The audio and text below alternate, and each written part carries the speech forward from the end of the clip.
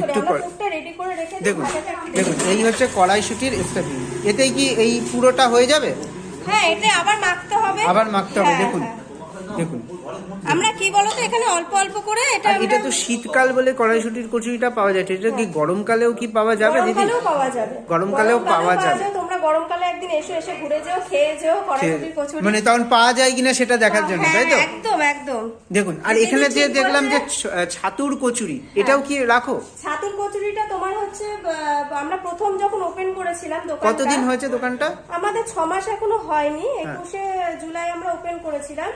এবার তখন আমরা ছাতুর কচুরিটা মানে চাকদাতে ছাতুরটা কেউ করতো না, ছাতুও কেউ করতো না, মানে কড়াইশুটিও কেউ করে না, আমরা কিছু করছি সবই ইউনিকই করছি।